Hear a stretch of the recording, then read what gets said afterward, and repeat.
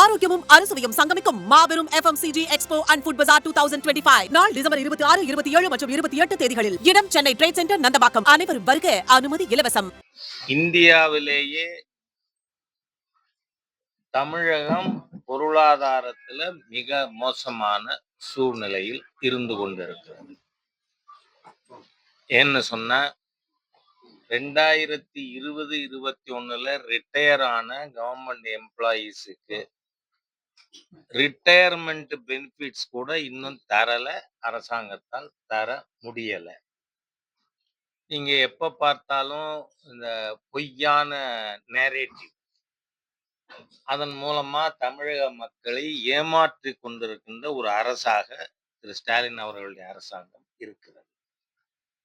இந்த 25-26 நிதிநிலை அறிக்கையில தமிழகத்தினுடைய ரெவென்யூ டிபிசிட் 51,000 கோடி. நீங்க கம்பேர் பண்றீங்களே, யூபிங்கிறீங்க, பீகார்ங்கிறீங்க. யூபியில ரெவென்யூ சர்ப்ளஸ் 37,000 கோடி. இந்த 25-26 பட்ஜெட்டுக்கு சொல்றேன். அதே மாதிரி பீகார்ல ரெவென்யூ சர்ப்ளஸ் 8,000 கோடி. அது மட்டுமல்ல, இதுல இன்னும் கவனிக்க வேண்டிய விஷயம், கடந்த 4 ஆண்டுகளாக பீகார் மது விலக்கு அமல்படுத்தப்படுகின்ற மாநிலம். இங்க தமிழ்நாட்டுல ஏற்கனவே சகோதரி கனிமொழி இந்த மாவட்டத்தில் இருக்காங்கன்னு நினைக்கிறேன். இன்னைக்குனா அவங்க சொன்னத நான் திருப்பி சொல்றதுல தப்பு இல்லை. இளம் விதவைகள் அதிகமா இருக்கிற மாநிலம் தமிழ்நாடு.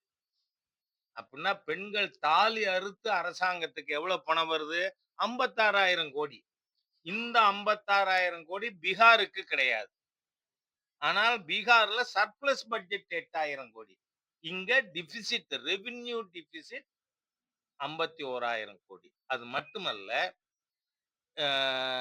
திரு ஸ்டாலின் அவர்கள் சீஃப் மினிஸ்டரா வர்றதுக்கு முன்னாடி தமிழகத்தினுடைய மொத்த கடன் 4,30,000 கோடி. ஆனால் இன்னைக்கு அதுவே 9,30,000 கோடியா இருக்கு. 5 ஆண்டுகள்ல 5 லட்சம் கோடி கடன் வாங்கின ஊதாரி அரசு ஸ்டாலினோட அரசாங்கம். தமிழ்நாட்டினுடைய பொருளாதாரம் அவ்வளவு மோசமா போயிருக்கு. அதனால இன்னைக்கு திராவிட முன்னேற்ற கழகம், அதனுடைய கூட்டணி கட்சிகள், அது இந்த கன்னியாகுமரி பக்கம் போனா அதுக்கு ஒரு வார்த்தை சொல்லுவாங்க, சிங்கிடிகள்னு. என்ன, அந்த சிங்கிடிகளை வச்சுக்கிட்டு தமிழ்நாட்டுல இந்துக்களுக்கு விரோதமாக செயல்பட்டால் சிறுபான்மை மக்கள் ஓட்டு போடுவாங்கங்கிற தவறான கண்ணோட்டம். பிஜேபி அப்படி நினைக்கல. அதனால இவர்கள் திருப்பரங்குன்றத்தில் கூட இந்துக்களுக்கு தீபம் ஏற்றுவதற்கான ஒரு தடை நீதிமன்றம் உத்தரவு போட்டிருக்கு. நீதிமன்ற அவமதிப்பு இருந்தாலும் நாங்க பண்ணுவேன். ஏன்னா அன்னைக்கு டிசம்பர் 3ஆம் தேதி எங்களுடைய மாநில தலைவர் திரு நயினார் நாகேந்திரன் அவர்களோடு நானும் அங்க தீபம் ஏற்றுறதுக்கு போயிருந்தோம். அவங்க தடை பண்ணி எங்களை கைது பண்ணாங்க. அப்போ ஒரு போலீஸ் ஆபீசர், எனக்கு சரியா நான் நேம் பிளேட் படிக்கல, இருட்டு, சாயந்தரம் 7 மணி ஆயிடுச்சு. என்ன ஒன் மோர் கண்டெம்ட்? நீங்க பாருங்க தமிழ்நாடு அரசு அதிகாரிகளோட மனோநிலை. நீதிமன்ற தீர்ப்பை நாங்கள் மீறுறோம், மேல அனுமதிக்க மாட்டோம் அப்படின்னு எங்களை கைது பண்ணும் பொழுது ஒரு அதிகாரி சொல்ற வார்த்தை என்ன, ஒன் மோர் கண்டெம்ட் அப்படின்னா எவ்வளவு தூரம் சட்டவிரோதமாக செயல்படுகின்ற ஒரு அரசாங்கம். திருப்பரங்குன்றத்துல நாம ஒரே நேரத்துல பார்ப்போம். நீங்க இதுவரை யாரும் இந்துக்கள் தர்காவுக்கு சந்தனக்கூடு நடத்தப்படாதுன்னு யாரும் சொல்ல. நாங்க கோவில் இதுல தீபஸ்தம்பத்துல தீபம் ஏத்துறோம்னு. ஆனால் 17 பெண்கள், உள்ளூர் மக்கள், அவங்க எந்த இயக்கத்தையும் சேர்ந்தவர் இல்லை. அவங்க இந்து முன்னணி, RSS, பிஜேபி அந்த மாதிரி எந்த இதையும் சேர்ந்தவர் இல்லை. ஆனால் அவங்கள கைது பண்ணி ஜெயில வச்சிருந்தாங்க. நீங்க இப்போ என்னோட ஒரே கேள்வி, அன்னைக்கு நான் வந்து கேட்டேன், நான் மறுநாளே காசி விஸ்வநாதர் கோயிலுக்கு நான் போவேன்னு சொன்னேன். அப்புறம் அரசாங்கம் இப்ப அனுமதிச்சிருக்கு. இந்துக்களுடைய மத உரிமைகளை தடுக்க இந்த அரசாங்கம் யார்? ஏன்னு சொன்னா, அரசியல் சட்ட பிரிவு 26 ஆர்டிகிள் 26 தெளிவா சொல்லுது. The government department can intervene only with the secular aspects of administration of the place of worship. நீங்க எங்க தீபம் ஏத்தலாம், நீங்க இது எவ்வளவு ஒரு மோசமான அரசாங்கம் இந்த திராவிடியன் ஸ்டாக்னு சொன்னா, மயிலை கபாலீஸ்வரனுக்கு என் அப்பன் கபாலீஸ்வரனுக்கு இவங்க ஒரு அர்ச்சனை போற்றி எழுதுறாங்க. கருணாநிதியே போற்றி, தமிழ் குடிமகனே போற்றி. என்ன நான்சென்ஸ்! ஹிந்து விரோத தீய சக்திகள். நீங்க கபாலீஸ்வரருக்கு இந்த மாதிரியா இது எழுதின தீய சக்தி தானே இந்த திமுக, ஹிந்து விரோதிகள் தானே. இல்லைன்னா ஆண்டவனுக்கு உங்க கட்சி தலைவர்கள் பேர்ல போற்றி அர்ச்சனை எழுதுவீங்களா?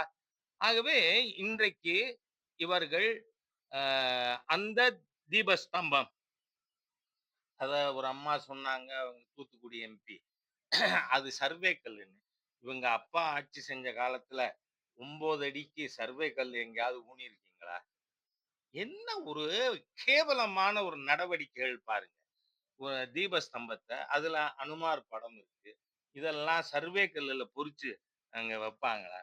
அதனால நான் என்ன சொல்றேன், நீங்க தமிழ்நாடு ஆர்கியலாஜிக்கல் சர்வே போய் அங்க அத ஆய்வு செய்தீர்கள். நீங்க தமிழ்நாடு ஆர்கியலாஜிக்கல் டிபார்ட்மெண்ட் அந்த சோ கால்டு தர்காவ ஆய்வு செய்வீங்களா? ஏன்னா அயோத்தியில நடந்தது. நான் எதுவும் நடக்காத விஷயங்கள், வழக்குல இல்லாத விஷயத்த உங்க முன்னாடி வைக்கல.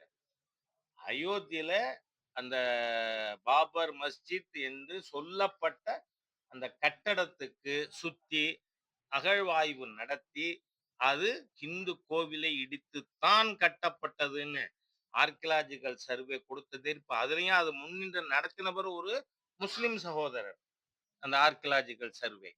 அதனால அதன் அடிப்படையில தீர்ப்பே வந்தது. இந்த எம்பெருமான் ராமனுக்கு பிரம்மாண்டமான ஆலயம் அமைக்கப்பட்டிருக்கு. அதனால நீங்க இந்த தீபஸ்தம்பத்தை எவ்வளவு அடாசிட்டி, எவ்வளவு போலித்தனம், ஹிந்து விரோதம். போய் அந்த தீபஸ்தம்பத்தை 7 பேரை கூட்டிட்டு போய் சர்வே பண்ணீங்கல்ல, யூ டு சர்வே. அதனால கேட்கிறேன் நான். எனக்கு ரைட் இருக்கு. நீங்க பண்ணீங்க. இத பண்ணுவீங்களா? அதனால இந்த அரசாங்கம் ஹிந்துக்கள் தீபம் ஏத்துறதுங்கிறது religious issue. We have no right under Article 26 of the Constitution. You can intervene only with the secular aspects. அதுலயும் நீங்க பாத்தீங்கன்னா அதை செய்ய மாட்டேங்கிறாங்க.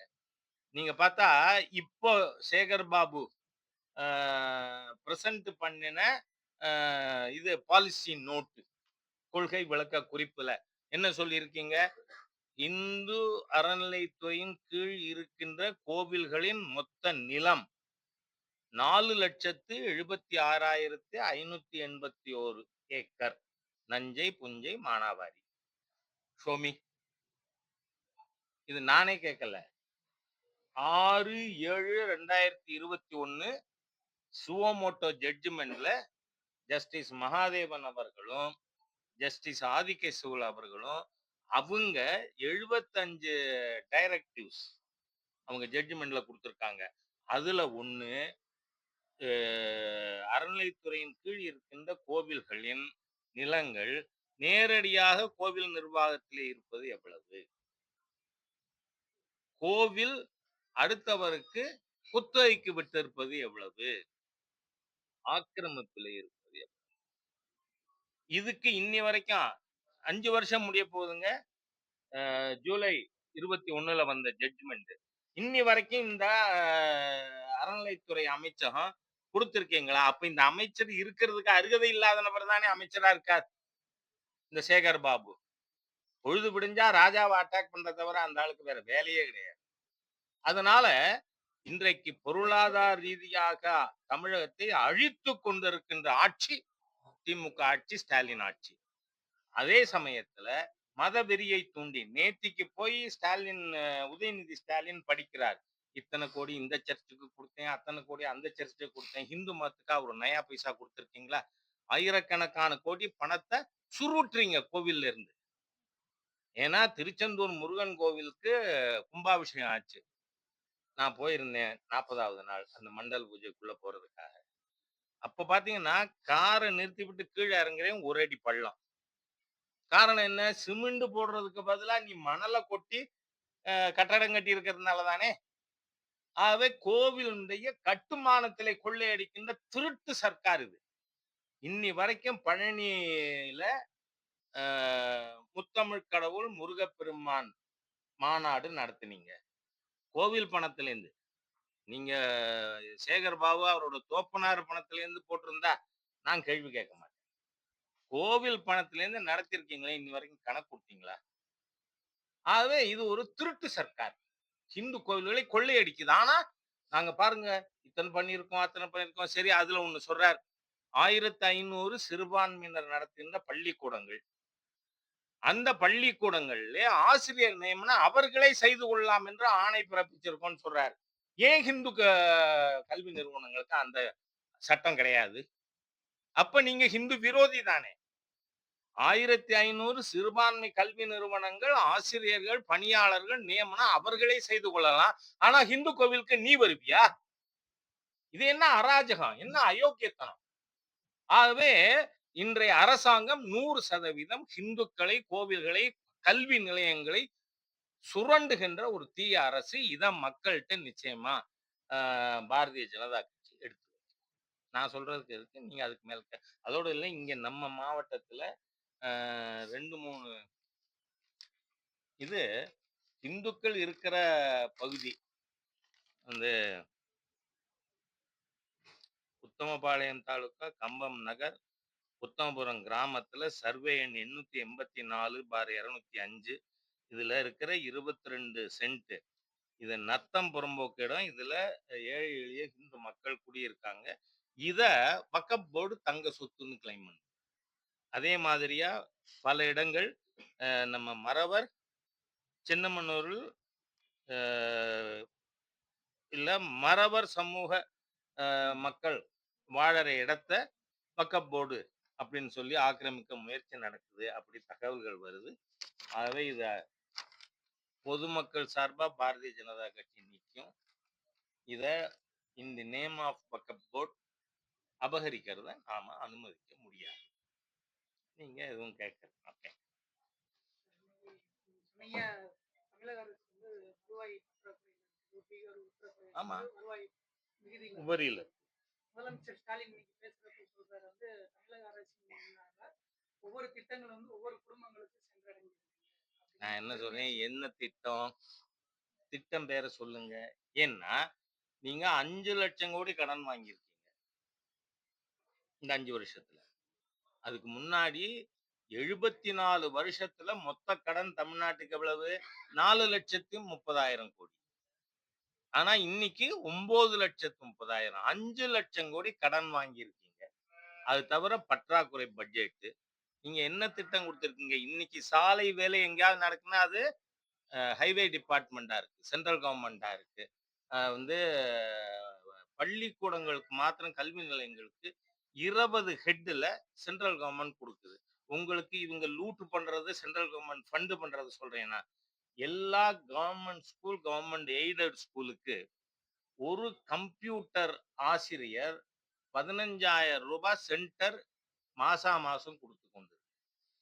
ஆனா எந்த government school or government aided ஸ்கூல்ல நீங்க computer teacher, qualified computer teacher நியமனம் பண்ணியிருக்கீங்களா?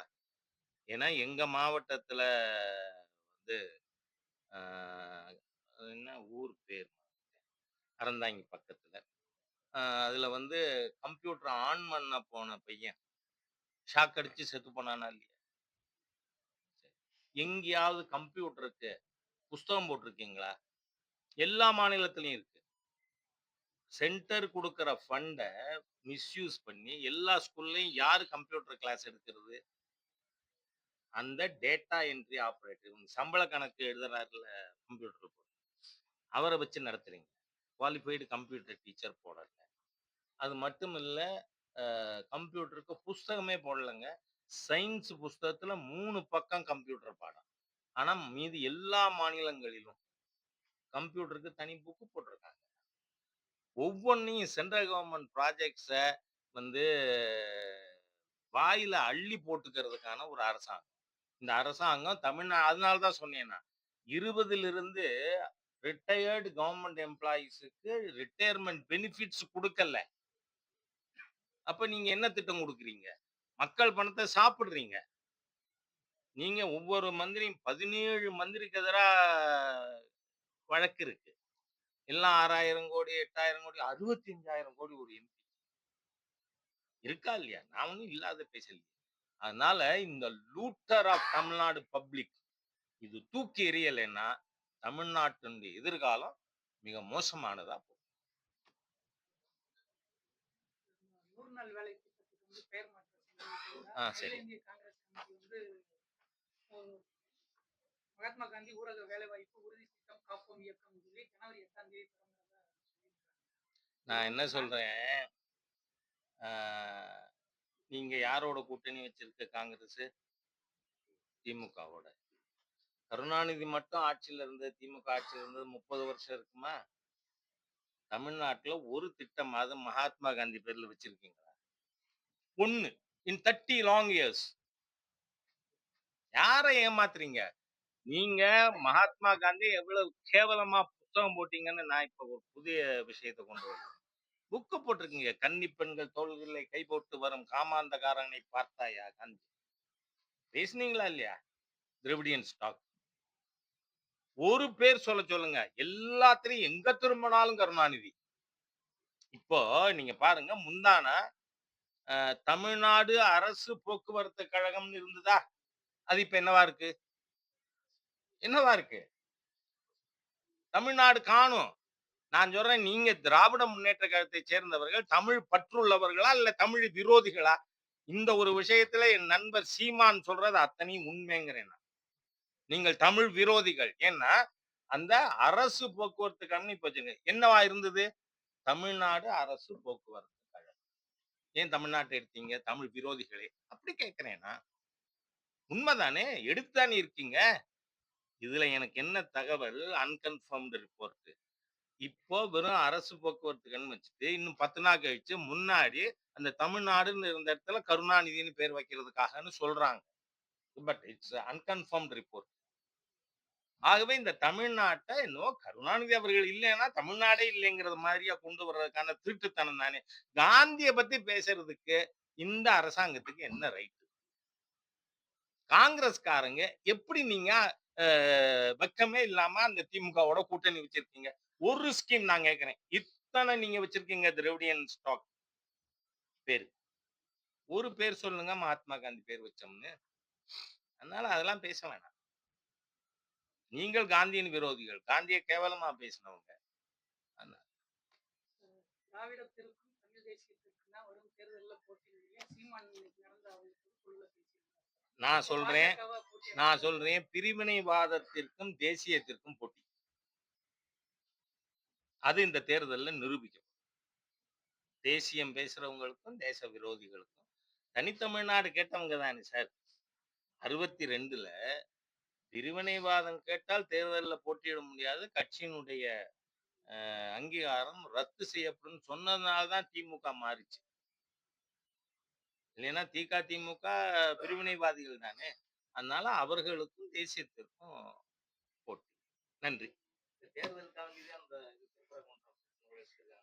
சார் உங்களுக்கு நான் சொல்றேன் நீங்க உள்ளூர் தானே. மதுரை பத்தி தெரியும்ல.